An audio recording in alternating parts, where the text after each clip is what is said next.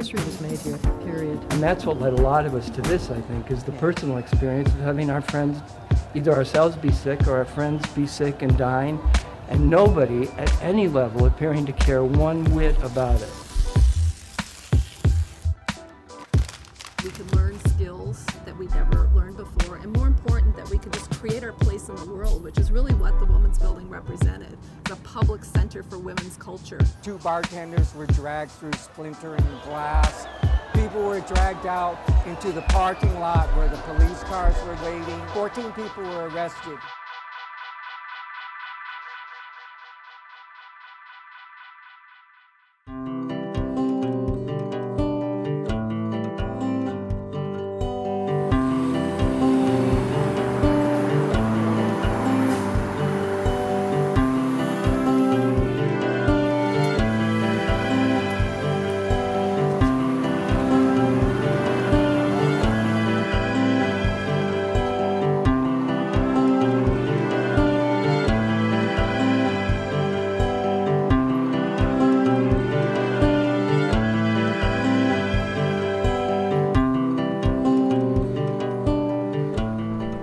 Meeting area. The perfect spot, the perfect location, first of all. It was. Remember how many people smoked back then? It's a cloud of smoke in the And not just courtyards. tobacco. No, it was wild. Here at the Great Hall, Long Hall in Plummer Park, this is where ACT UP Los Angeles held all their meetings. They organized, they planned, they pulled together for the events that, the demonstrations that led to the successes that were seen in Los Angeles and across the nation. We had density population, so sort of ground zero for HIV/AIDS back then. So having this space in West Hollywood, central in that way, was Bus so lines important. right there and everything, Yes. easy to access. People forget what we were up against in those days. We had fights on a variety of levels, local, state, and national, around crazy things like Prop 96, which we lost. All that kind of stuff. We had to devote energy to all those things during those years. People wanted to pass laws against us, get us tattooed, all that sort of stuff. Just crazy stuff for people that were HIV positive and for people that have AIDS. Oh, here we are back at the back. Yeah.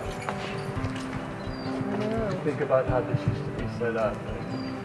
We couldn't smoke indoors, of course. I A still lot of smoked then. We smokers. did a lot of I know, a lot of smoking. But it's hard to imagine that the room would be so packed that we'd have spill out, and it would be packed out here as well. that we had to affect policy somehow to make a change on a larger level for more people. And that's what led a lot of us to this, I think, is the personal experience of having our friends, either ourselves be sick or our friends be sick and dying, and nobody at any level appearing to care one whit about it. We decided to hold the first national action here in Los Angeles, so ACT UP LA was the organizing body of that action, and we held it over at the Westwood Federal Building. We had way over 400 people involved in that demonstration.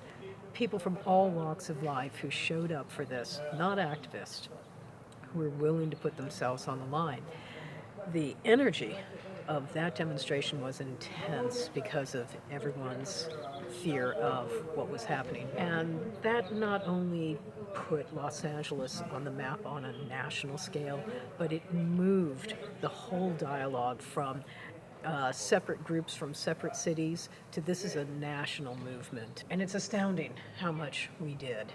And We really changed things. ACT UP and the people involved in AIDS in those days really changed how things are. I think there'll be health care before ACT UP and there'll be health care after ACT UP. That we really changed how things are done across all diseases. And it's so important to have a meeting space like this that people could come to and they can have discussions and try to affect positive change as well.